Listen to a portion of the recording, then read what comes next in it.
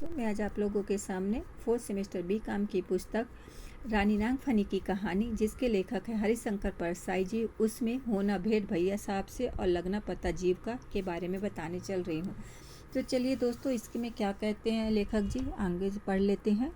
नगर में भैया साहब का मकान खोजने में कठिनाई नहीं हुई, क्योंकि आधी सड़कें उनके बंगले को जाती हैं और आधी मुख्य हमाद के बंगले को। बड़ा विशाल बंगला था। बंगले के गैरेज में 2 कारें रखी थी और एक जीप जिसमें लाउड स्पीकर लगा था। कई नौकर यहाँ वहाँ आ जा रहे थे। बंगले के सामने के हिस्से में भैया साहब की बैठक थी। बैठक में भैया साहब नहीं थे। उनका निजी सचिव एक पत्रकार को समाचार लिखा रहा था और कुमार और मुफतलाल ने दरवाजे पर पहुंचे और उसे नमस्कार किया। सचिव ने मुस्कुराकर नमस्कार का उत्तर दिया और बड़े आदर से कहा, तशरीफ लाइए, बैठिए। वे बैठ गए। सचिव ने पत्रकार की ओर संकेत करके कहा, मैं जरा इनसे निपट लूं, फिर आपकी बात। पत्रकार परेशान नजर आ रहा था। उसने कहा, लेकिन आप जरा सोचिए तो, भैया साहब को सवेरे 2 छींकें आई। यह समाचार कैसे छपेगा? आखिर समाचार में कुछ महत्व तो हो।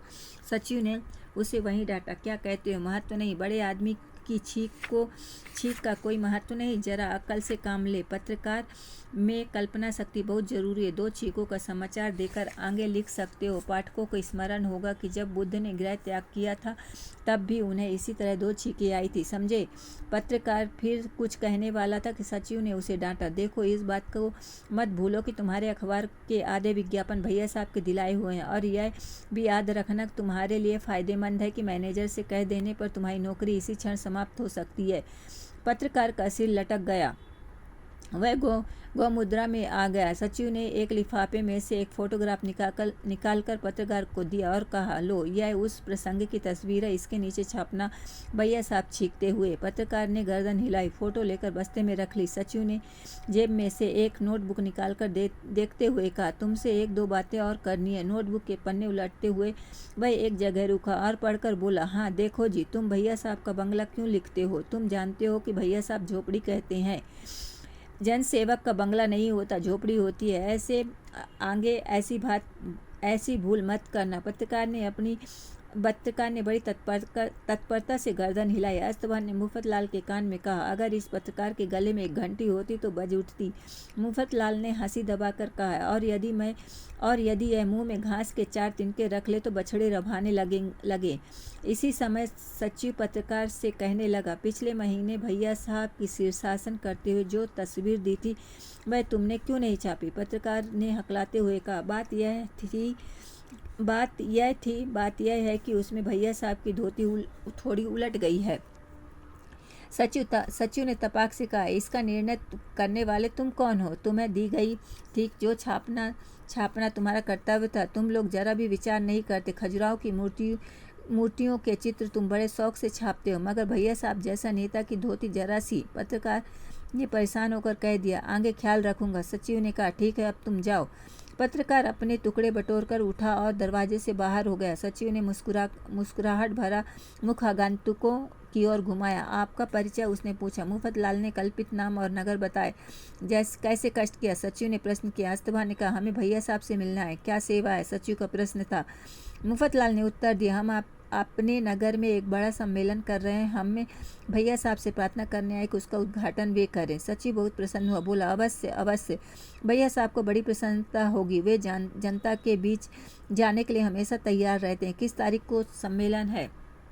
अस्तबल ने कहा, अगले महीने की 12 को। सचिव ने डायरी में लिख लिया। यहाँ वहाँ की बात करने के बाद सचिव ने एक मुफतलाल के कंधे पर बड़ी आत्मीयता से हाथ रखा और कहा, समारोह के प्रबंध में कोई कठिनाई तो नहीं है? हो तो बताइए। हम कोई बाहर के नहीं। कोई सामान तो नहीं चाहिए? हमारे पास झंडियाँ हमेशा तैयार रहती हैं। दरिया भी बहुत है। लाउड स्पीकर लगी जीप अपने बाहर देखी ही होगी। मानपत्र हम स्वयं छपवा कर लेते आएंगे। ऊपरी खर्च के लिए 200-400 रुपये चाहिए तो भैया साहब दे सकते हैं। भैया साहब अधिक से अधिक सुविधा देते हैं और चाहते हैं कि समारोह अच्छे से अच्छा हो।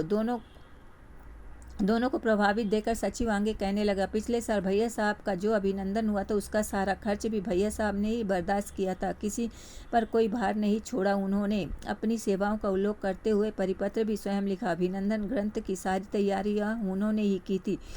प्रमुख नगरों में समारोह करने के लिए उन्होंने कई लोगों को आर्थिक सहायता भी दी। इतना कहकर सजीव उदास हो गया, कहने लगा, मगर दुनिया में ईमानदारी तो रह नहीं गई। कुछ लोगों ने समारोह भी नहीं किया और पैसे भी नहीं लौटाए। भैया साहब सज्जन है इसलिए चुप रहे, अगर चाहते तो क्या नालिश करके पैसा वसूल नहीं कर सकते थे। दोनों ने स्वीकारात्मक सिर हिलाया। वे भैया साहब की सज्जनता से बड़े प्रभावित हुए। सोचने लगे, ऐसे श्रेष्ठ मनुष्य का जीव मुख अमात्य क्यों चाहता। अमात्य ने कहा, अस्तभान ने कहा, भैया साहब के दर्शन करना चाहते हैं। सचिव ने घड़ी देखकर कहा, वे एक अनाथालय का उद्घाटन करने पहुंच ही रहे होंगे, मुझे भी वहां जाना है, आप मेरे साथ चल सकते हैं। वे दोनों सचिव के साथ मोटर में बैठ गए और थोड़ी देर के बाद अनाथालय के प्रांगण में पहुंचे। वहां सामियाने में लगे एक और बड़ा ऊंचा मंच था। हजारों आदमियों के बैठने का प्रबंध था, पर वहां कुल 100 से 150 आदमी ही थे। मंच पर भैया साहब कार्यकर्ताओं के घिरे बैठे थे। अस्तभान और मुफतलाल मंच के सामने ही जाकर बैठ गए। समारोह प्रारंभ हुआ। अनाथालय के मंत्री ने सबका स्वागत किया और अपनी संस्था का परिचय दिया। इसके बाद अध्यक्ष ने भैया साहब का परिचय देकर उनसे उद्घाटन भाषण देने की प्रार्थना की। भैया साहब ने उद्घाटन भाषण आरंभ कर दिया। भाइयों और बहनों, हमें अपने देश का विकास करना है, निर्माण करना है। प्रश्न उत्तर, निर्माण कैसे हो। निर्माण अकेली सरकार से नहीं होगा, जनता के हर आदमी को परिश्रम करके निर्माण करना होगा। आज हमें जनसेवा की संस्थाओं की बड़ी आवश्यकता है। अनाथालय एक ऐसी संस्था है। इस अनाथालय का निर्माण करके आप लोगों ने देश के विकास में महत्वपूर्ण योगदान किया है। ऐसी संस्थाएं बड़ी संख्या में खुलनी चाहिए। मैं तो कहता हूं कि हम ऐसे प्रयत्न करें कि हर मोहल्ले में अनाथालय खुले, घर घर विधवा आश्रम हो। भाइयों, एक अनाथालय से देश का निर्माण नहीं होगा, 2 अनाथालयों से नहीं होगा, 3 से भी नहीं होगा, लाखों अनाथालयों की हमें आवश्यकता होगी। मैं देश के तरुणों का, नई पीढ़ी का आह्वान करता हूँ, वे पूरी लगन से इस कार्य में जुट जावे। आज अनाथालय का महत्व कौन नहीं जानता कि किसी भी देश की उन्नति अनाथालयों पर निर्भर है। इतिहास के पन्ने पलट कर देखिए, अगर आप देखेंगे कि वही देश की उन्नति के शिखर पर पहुंच सके जिन्होंने अनाथालय खोले। आप जानते हैं रोमन साम्राज्य कितना बड़ा और शक्तिशाली था। उसकी उन्नति का क्या रहस्य है। यही कि रोमन लोगों ने असंख्य अनाथालय खोले थे और वही महान रोमन साम्राज्य पतन के गर्त में गिर गया जब उसने अनाथालय खोलने की ओर कम ध्यान दिया। युद्ध में रोमन वीर मारे जाते और उनके बालक अनाथालयों के अभाव में मारे फिरते। यदि उनके अनाथालय पूर्वज चलते रहते तो ये बालक उनमें रहकर पलते और आगे चलकर वीर बनते। हमारी योजना में अनाथालयों का विशेष स्थान होना चाहिए। मैं तो इसलिए कहता हूँ कि योजना आयोग से बार सिफारिश करता हूँ कि नहरों, कारखानों और बांधों के निर्माण से कुछ कमी करके पहले देश में अनाथालय खोले जाने चाहिए। पहले हमें भविष्य के बच्चों की चिंता करनी चाहिए। भारत विश्व का गुरु रहा है। आज सारा संसार मार्गदर्शन के लिए भारत का मुंह देख रहा है। हमारी संस्कृति हजारों वर्षों पुरानी और महान है। पूछा जा सकता है कि भारतीय संस्कृति क्या है। भारतीय संस्कृति कोई खाने की कोई चीज़ नहीं है, पीने की चीज़ नहीं है। भारतीय संस्कृति और भारतीय है। हमारी भारतीय संस्कृति में अनाथालयों का बड़ा महत्व है। अति प्राचीन काल से हमारे यहाँ अनाथालयों की प्रथा थी। ये अनाथालय ऐसे अच्छे होते थे कि इनमें राजाओं के लड़के भी जाकर रहते थे। राम ने जब सीता का परित्याग कर दिया तब उनके पुत्र लव कुश कहाँ रहे। वे वाल्मीकि के अनाथालय में पढ़े और वहाँ उनकी ऐसी शिक्षा दीक्षा हुई कि वे ऐसे वीर बने कि लक्ष्मण तक उनके सामने नहीं ठहर सके। ऐसी है हमारी गौरवमय परंपरा। और आज उसी महान देश का यह हाल है कि नगर में मुश्किल से एकाध अनाथालय मिलता है। ऐसे देश का पतन ना होगा तो क्या होगा। पर भाइयों, निराश होने की बात नहीं है। हर जाति के उत्थान और पतन के क्षण आते हैं। हमारी जाति आज जाग उठी है। सब क्षेत्रों में विकास हो रहा है। हम अनाथालयों के निर्माण को पूरी तरह प्रोत्साहित करते हैं क्योंकि हम जानते हैं कि आगामी पीढ़ियों का भविष्य इन्हीं से उज्जवल बन सकता है। आपने बड़ी सुंदर संस्था का निर्माण किया। मुझे विश्वास है कि आप इसे इस प्रकार चलाएंगे कि हमारे बच्चे इसे देखें तो उनका मन भी यहाँ रहने को हो जाए। अनाथालय की सफलता की यही कसौटी है। दर्शक का मन स्वयं रहने के लिए ललायित हो उठे। आप सुनकर आश्चर्य करेंगे, मैंने एक दिन जब एक अच्छा विधवा आश्रम देखा तो मेरा मन वहाँ रहने को होने लगा। भाइयों, यह कार्य अंत का नहीं, आरंभ है। अपने राष्ट्र निर्माण की नींव डाली है। आपने राष्ट्र निर्माण की नींव डाली है। अगर आगे आपको बहुत कुछ करना है। देश की आबादी जिस गति से बढ़ रही है उसे देखते हुए मुझे यह कहने में तनिक संकोच नहीं है कि हमारा प्रमुख कार्य अनाथालयों का निर्माण होगा। आज इस महान पर्व पर मैं आप लोगों का अभिनंदन करता हूँ। आज कामना करता हूँ कि आपका यह कार्य सारे देश का निर्माण पथ अवलोकित करे। मुझे अनाथालय का उद्घाटन करने के लिए बुलाकर आप लोगों ने मेरा जो सम्मान किया उसके लिए मैं किन शब्दों में आपका आभार मानूं। बचपन में से ही मैंने अनाथालय के प्रति एक आकर्षण अनुभव किया। पिताजी मुझे हॉस्टल में रखना चाहते थे, पर मैं अनाथालय में रहने लगा। पिताजी मुझे पकड़ लाए और घर में मेरी बड़ी पिटाई की। मेरे हृदय का बड़ा आघात लगा। मैंने निश्चय किया कि एक दिन ऐसा आएगा जब मैं गर्व से किसी अनाथालय का उद्घाटन करूंगा। मेरे जीवन में यह स्वर्णिम दिवस आज उदित हुआ। मैं अधिक कुछ नहीं कह सकता। मेरा हृदय भर आया। मैं इस शुभ घड़ी में इस अनाथालय का उद्घाटन करता हूँ। इस तरह भैया साहब बड़ी देर तक सार गर्वित भाषण करते रहे। जनता बीच बीच में ताली बजाती जाती थी। समारोह समाप्त होने पर भैया साहब मोटर कार में बैठकर बंगले पर चले। उनके पीछे सचिव के साथ अस्तबन और मुफतलाल भी गए।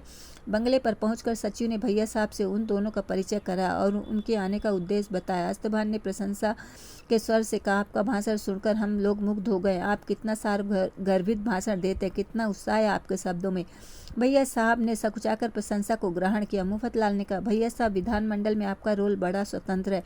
जिस दल की सरकार है उसके आप सदस्य हैं, पर आप सरकार की भी निर्भय आलोचना करते हैं। भैया साहब ने कहा, भाई मैं तो विरोध में हूँ और तब तक विरोध करूंगा जब तक मैं मुख्य अमात्य नहीं हो जाता। मैं विधानमंडल में डटकर विरोध करता हूँ, सरकार के सब कार्यों को गलत बतलाता हूँ, पर जब मतदान का मौका आता तब मैं वोट सरकार को ही देता हूँ। यानी जिस चीज़ों को आप गलत समझते उसे समर्थन दे देते हैं। मुफतलाल के मुंह से निकल गया। भैया साहब एक क्षण को सहम गए, फिर बोले, प्रजातंत्र का यही मतलब है, यही संसदीय प्रजातंत्र का सिद्धांत है। अस्तमान ने काम की बात जानने के लिए कहा, पर आप इतने निर्भय कैसे रह लेते हैं? आप सबको गाली देते हैं, मुख्य अमात्य तक आपसे परेशान रहते हैं, पर आप तनिक भी नहीं डरते। आप अकेले घूमते हैं, एक अंग रक्षक तक नहीं रखते। भैया साहब हंसे, बोले, यही तो रहस्य है। बात यह है कि मुझे कोई मार नहीं सकता। मैं अपना जीव अपने पास नहीं रखता ही नहीं हूँ। मुफतलाल ने कहा, घोर आश्चर्य की बात है, ऐसा तो कभी नहीं सुना। भला अपना जीव भी कोई बाहर रखता? भैया साहब ने कहा, हर एक के बस की बात नहीं है।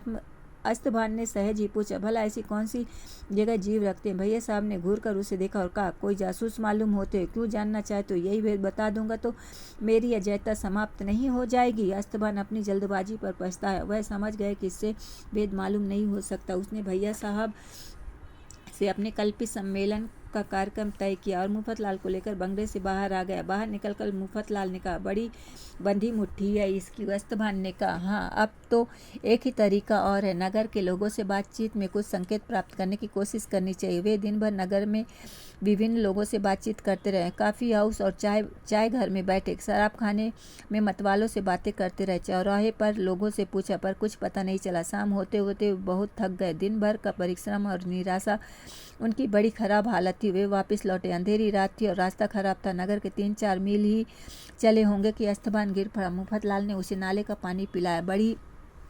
वह बड़ी मुश्किल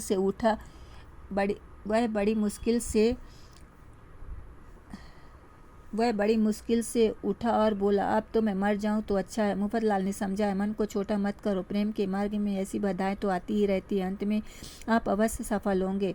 अब हम यहीं इसी वृक्ष के नीचे विश्राम करें। आम के उस वृक्ष के नीचे उन दोनों ने गमछे बिछाए और लेट गए। मुफतलाल तो थोड़ी देर में सो गया, पर अस्तभान को नींद कहाँ। वह आंखें बंद किए पड़ा था। आधी रात के लगभग वृक्ष पर बैठे कबूतर के एक जोड़े में बातचीत होने लगी। कबूतर ने कहा, तू बड़ी लापरवाह है, दिन भर ना जाने कहाँ घूमती रही। तू बच्चों को तो ऐसे छोड़ देती जैसे उस भैया साहब ने अपने जीव को छोड़ रखा। अस्तभान का कान खोलकर सुनने लगा। कबूतरी ने कहा, भैया साहब अपना जीव कहाँ छोड़ते हैं? कबूतर ने कहा, तुझे नहीं मालूम, सचिवालय में मुख्य अमात्य की जो कुर्सी है उसमें एक बड़ा दीमक है। उसी दीमक में भैया साहब का जीव है। वह दीमक कुर्सी काटता रहता है। कबूतरी अचंभे में आ गई, कहने लगी, बड़ी अजीब बात है, उनके इतने दुश्मन है, कोई दीमक को मसल कर उन्हें मार क्यों नहीं डालता? कबूतर ने कहा, किसी को मालूम ही नहीं है, और मालूम भी हो जाए तो वहाँ पहुँचना बड़ा कठिन है। दिन को तो वहाँ चपरासी और संतरी रहते हैं और रात को वहाँ भूत नाचते हैं। जो अमात्य बने बिना मर गए या जो चुनाव में हार गए, वे सब भूत बनकर विधानसभा और सचिवालय में मंडराते रहते हैं। कबूतरी ने कहा, तब तो वहाँ कोई नहीं जा सकता। कबूतर ने कहा, जा सकता है, पर इसके लिए मंत्र जानना जरूरी है। मंत्रों से वे भूत शांत हो जाते हैं। कबूतरी की जिज्ञासा बढ़ी। उसने पूछा, कौन सा मंत्र तुम्हें मालूम है? कबूतर अपना ज्ञान बताने का लोभ संवरण नहीं कर सका। उसने कहा, हाँ मालूम क्यों नहीं है। वहाँ जाकर आदमी ये मंत्र जोर जोर से चिल्लाकर जपे तो भूत शांत हो जाते हैं। लाल पेटी में वोट दो, मुर्गा छाप पेटी में वोट दो, हाथी छाप पेटी में वोट दो, बैल छाप पेटी में वोट दो, अमात्य जंगल विभाग। इसी तरह के मंत्रों को सुनकर वे सब भूत तृप्त होकर गायब हो जाते हैं। कबूतर कबूतरी की बात समाप्त हुई। अस्तबन उठ बैठा। मुफ्तलाल को झकझोरा। वह हड़बड़ाकर उठ बैठा। क्या बात है? उसने कहा। अस्तबन खुशी के मारे मुश्किल से बोल सका। किला फतेह हो गया है। भैया साहब के जीव का पता लग गया। उसे पकड़ने की विधि भी मालूम हो गई। मुफ्तलाल अब पूरा जाग गया था। उसने पूछा, कहाँ रहता भैया साहब का जीव? अस्तबन ने कहा, मुख्य अमात्य की कुर्सी में। दीमक के रूप में? कैसे मालूम हुआ? आश्चर्यचकित मुफ्तलाल ने पूछा। अस्तबन ने उसे कबूतर कबूतरी की बातचीत का विवरण दिया। फिर कहा, अब घर लौटने की जरूरत नहीं, वापस राजधानी चलो। आज रात को भैया साहब का जीव पकड़ना है, वे उसी समय वापस लौटेंगे। तो धन्यवाद दोस्तों। ये कैसा लगा आपको ये वाला जीव का पता लगना? कमेंट्स करके ज़रूर बताइएगा। धन्यवाद।